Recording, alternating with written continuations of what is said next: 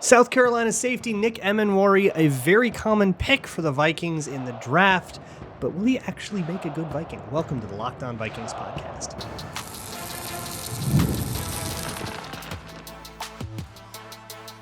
You are Locked On Vikings, your daily Minnesota Vikings podcast, part of the Locked On Podcast Network, your team every day.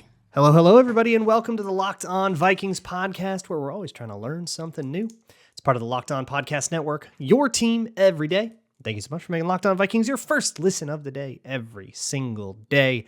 I appreciate my hashtag everydayers so very much. If you want to get at me, you can always send me an email at lockedonvikingspodcast@gmail.com, or if you've got a question or maybe just a hot take you would like to confess, there is a Google form in the show notes, and I will read out my favorites on the show tomorrow and answer or just marvel at your insanity, which, boy, y'all have had some insane ones and you keep outdoing yourselves, so keep that up.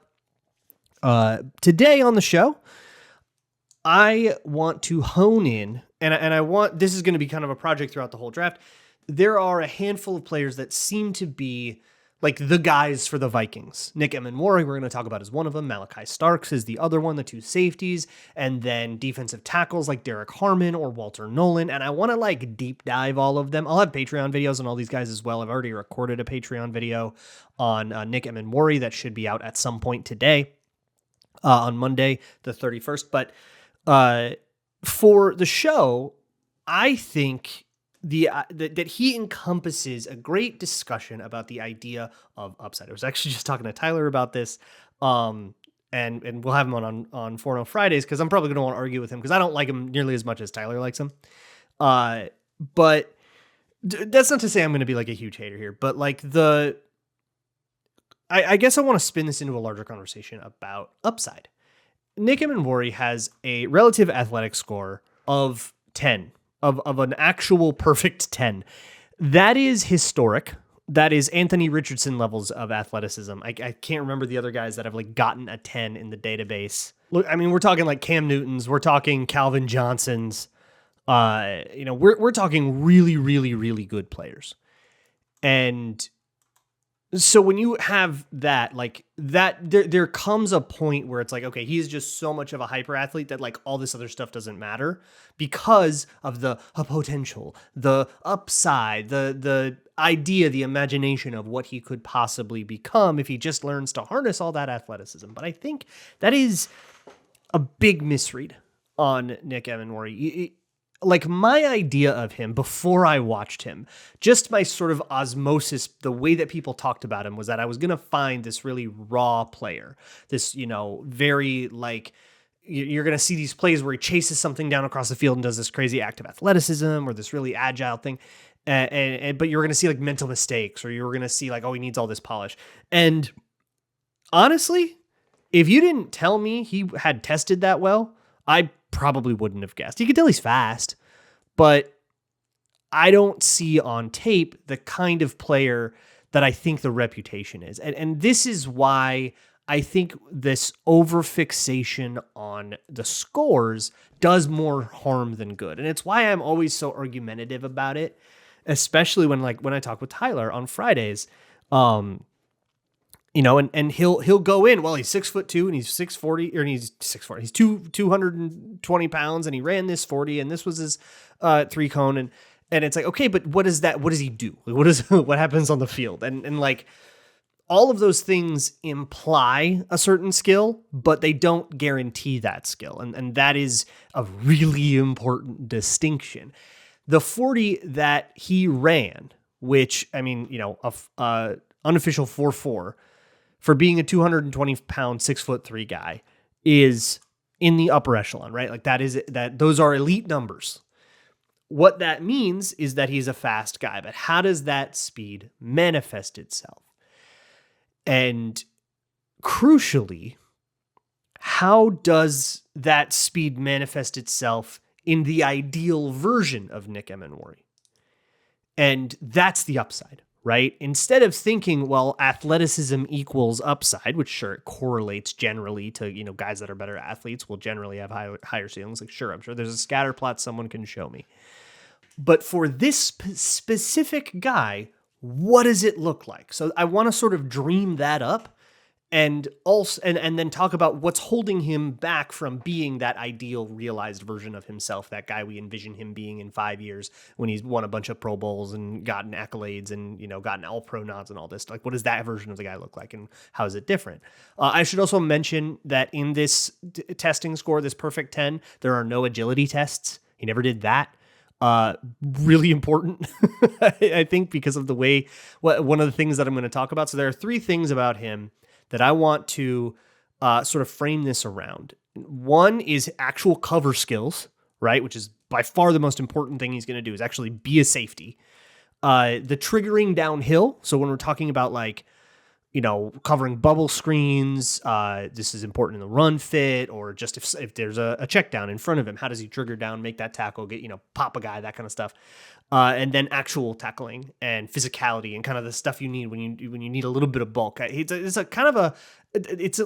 6'3", 220 becomes a little leaner.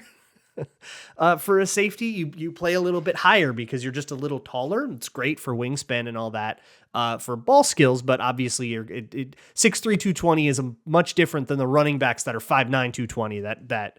It's a different kind of contact, so that is also that turns him into a specific kind of tackler, and I want to talk about that. So we got a lot to get to, but first, the coverage skills. So I really expected to see problems in coverage that are way worse than the problems that I saw. If I ever saw someone get open on him, maybe he stumbled coming out of his, when he was trying to follow the receiver out of the break, or it was just a good throw or something. Maybe just was a little bit one beat late to something. But what I didn't see too much of were just total screw ups, just total, not understanding the routes in front of him.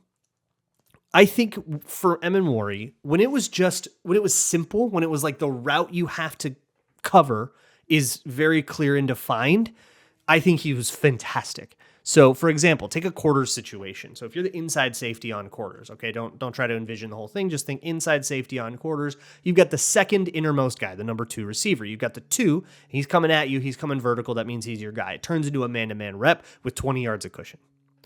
If you followed all that, you're good to go, right? So for a simpler version of that, in quarters, the read, if the first read does a certain thing, if you're reading the 2 and the 2 goes vertical and that means he's your guy, it makes it really simple to determine what you're supposed to do, right? And in those moments, you could think of it almost like a quarterback. When the first read, it's great, right? In those moments, he's really good at reading that stem. And so when it's just a matter of, okay, that's my guy, that's my route, I got to do what I'm supposed to do, that got really easy for him. There's a great play against LSU. It's Kyron Lacy. He stems a route really hard inside, and Emmanwori just does not respect the speed at all. So he stays square the whole time, shuffles in with the stem, and then when it breaks outside, which is he was trying to lure him in to break him out, no trouble at all, turning out and getting that play. It's in the Patreon video, so if you need a visual, you can see that. Great stuff. When it turned into a tougher read of who you're supposed to be, when they started to mess with those reads, who is the vertical stem, who's going inside, who's going outside, who am I supposed to get? Then I think it got a little slow sometimes, and then he could be a little bit slow to break. But I don't think it was because he was making the decision slowly necessarily.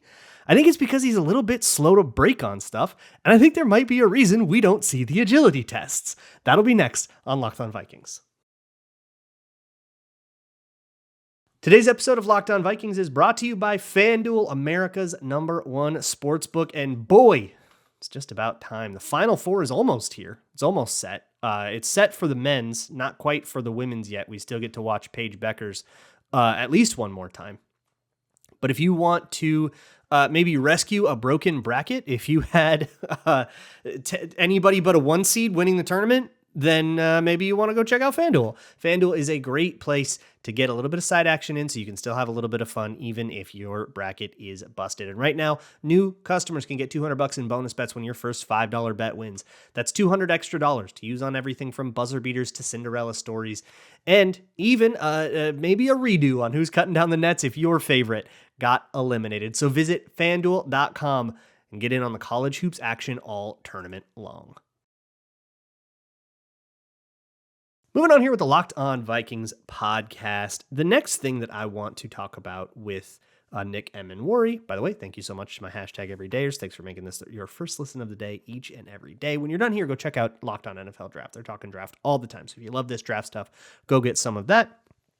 But let's continue with Nick Emmanwori. So it's really interesting to me that he didn't do the agility tests, because I don't think that his agility looked that good on tape.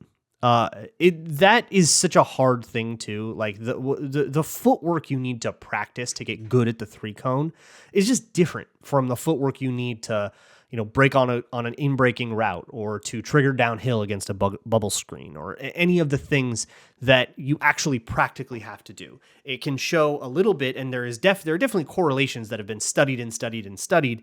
But those correlations are fairly loose. They are far from an end-all, be-all, and I think they ultimately make a mediocre simulation of football as a whole. One of the things that you have to do is, when you are playing off, as a safety often does, if anything goes short, you have to stick a foot in the ground and fly downfield. Or if you are blitzing, or if you are just breaking on something that gets caught in front of you, and you're playing, high safety, and they throw, a 10-yard pass, and you got to just go try to make the tackle. Like, that is such an important skill, and Emmanwori is kind of slow at it.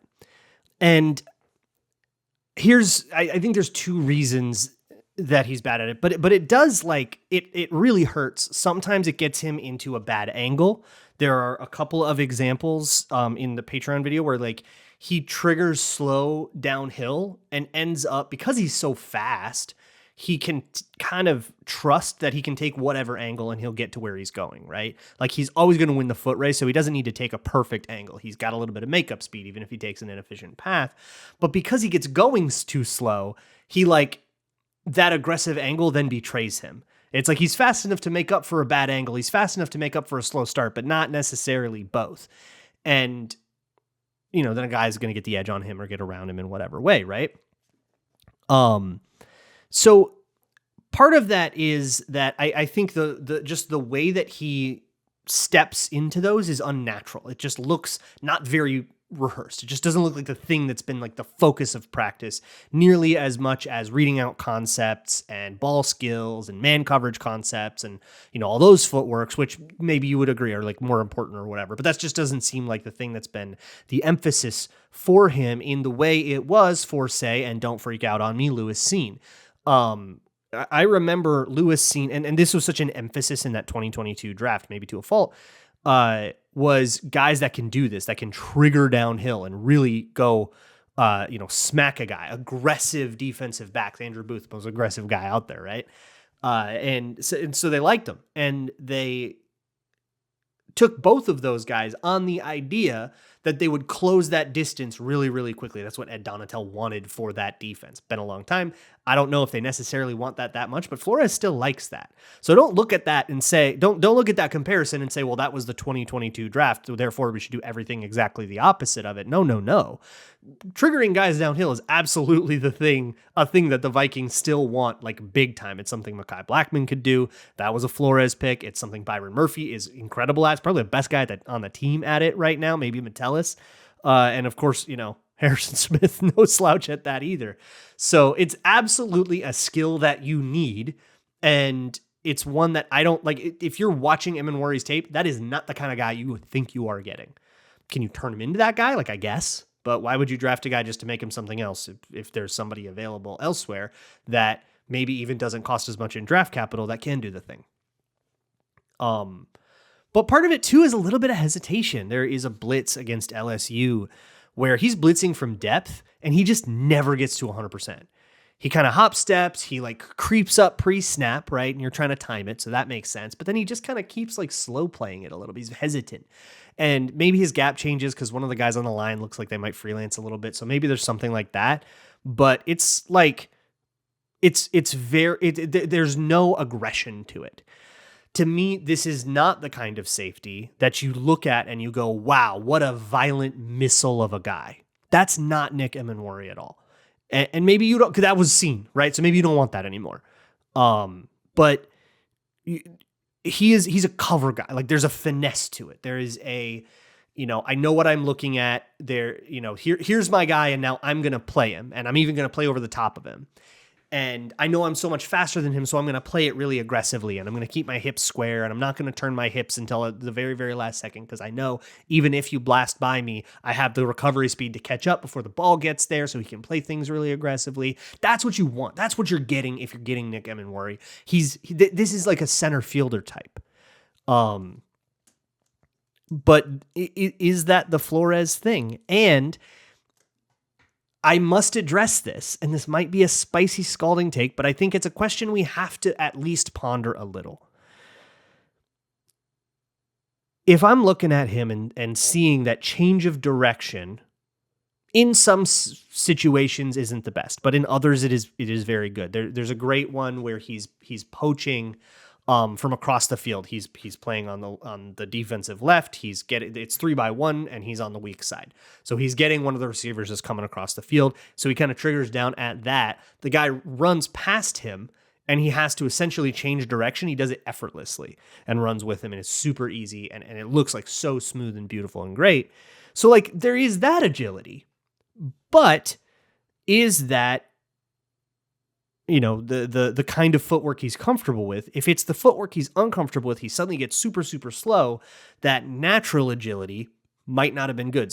So was it a strategic move to not do any of the agility drills? I don't believe he did them at his pro day either. At least that's not up yet. If that does come up and it turns out he ran a 99th percentile 3-cone, obviously that answers that question. But I think it's something worth pondering. And for me, I'm not calling it a concern. Like, I'm not going to be the only person in the world being like, here's my athletic concern for Nick Emmanwori, the guy with a historic composite. But it's still it's just something in the back of my head. And no matter how you slice it, I don't care what you did on the tests, if you can't trigger downhill, you will not start on the Vikings. So if the Vikings do pick this guy, maybe they think they can teach him that, and that's fine. But that is just like a hard line barrier to him ever getting playing time. You got to learn that first. And maybe that's their priority, right? But until he learns that, he ain't playing for the Vikings. And that is going to affect the way the Vikings value him, right? So through this guy, maybe that's upside, right? Maybe, once he learns how to trigger downhill, that speed becomes really great. Maybe that's what upside means. There's, of course, the physicality and tackling issue, and then, again, trying to imagine the best version of this guy. So we still got quite a bit to do here on Locked On Vikings.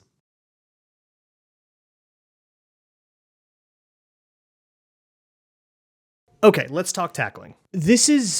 He's kind of a hard dude to evaluate, and safety to me is a hard position to evaluate because a large percentage of safety plays are really difficult to glean anything from. Like if it's a run play and you were just kind of in the backfield and you just jog up and you do nothing, right? Or you're on the backside of the play and nobody came into your zone, so you just sort of hit a landmark and chilled there. And it's everybody can do that.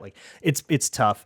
And one of the things with Emmanwori though specifically that was difficult for me is gauging the physicality. There are goal line reps where he's in the box on the goal line. He lowers a shoulder. He puts everything into it, right? When he tackles in the alley, I think I actually like the way he tackles. There are some really key misses that I'll talk about, but I think they don't have to do with the tackling form itself.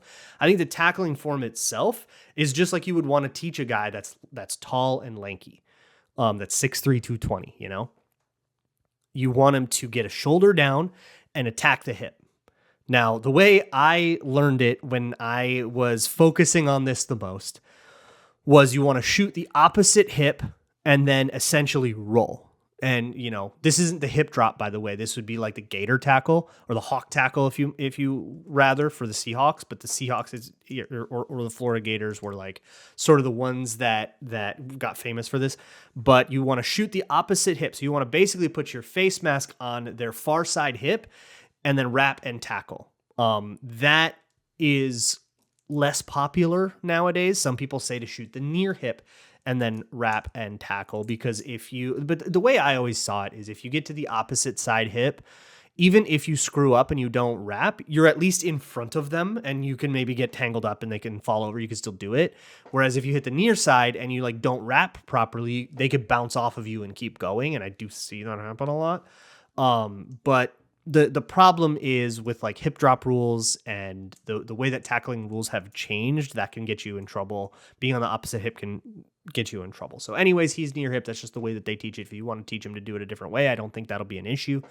If you're like your team wants to do that, and get a shoulder down on the right thing, hit, wrap up, get him down.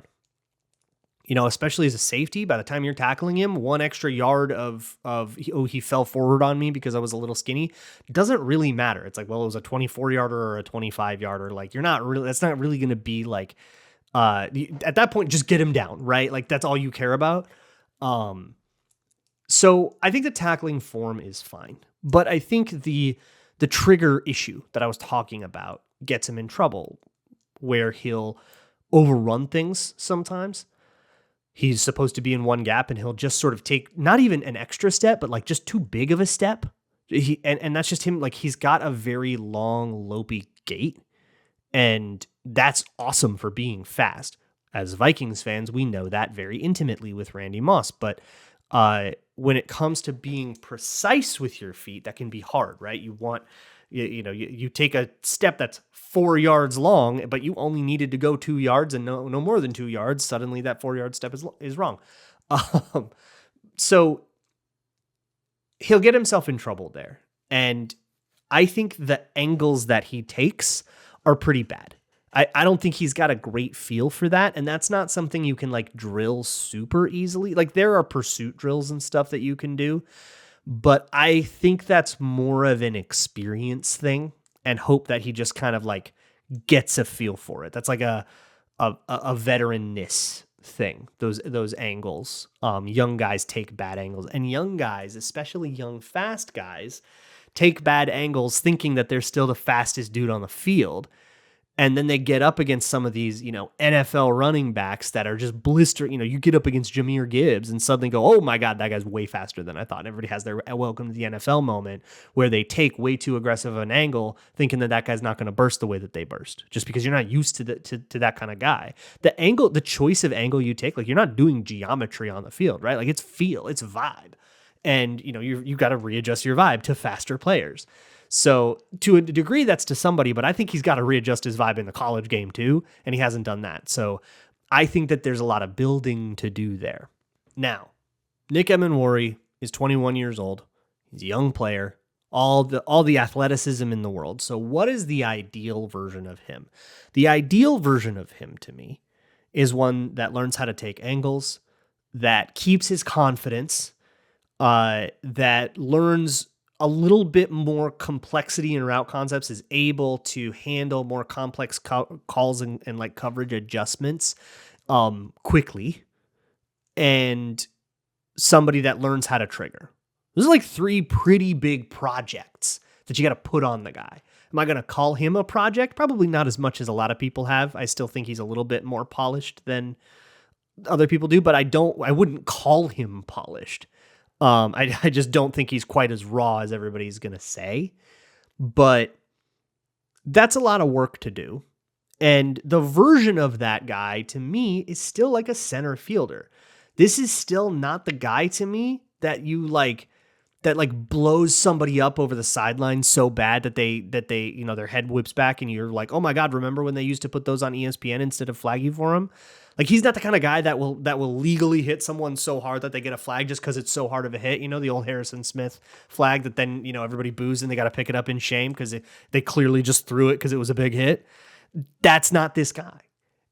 And I think Flores kind of wants that guy. So I don't know if this guy, if even at the realized upside where he can fly across the field, he can line himself up anywhere because he knows he has the recovery speed to get where he has to go because he can just teleport anywhere because he's so fast, and and he becomes headier than he already is, and you get this guy that's just Earl Thomas, right? Then even that just feels like like, I mean, everybody has a role for Earl Thomas, but it feels like he is at his best in a place that specializes, not a place like Minnesota where everyone's got to be versatile. I like he can play okay in the box. You can put him there, but it's just not his best. I think he wants to be somewhere where he can be specialized, somewhere that, majors in a little more cover 3, majors in a little more cover 1. He can play center field a lot. He can play, deep third a lot. I think that's just best for him. So I don't think Minnesota is the best destination for him. And I am not sure. I mean, they'll consider him, of course, but that's kind of where I'm at right now. I can see the fit for him in some defenses, but I don't know if I'd be really super mega excited about it in this one.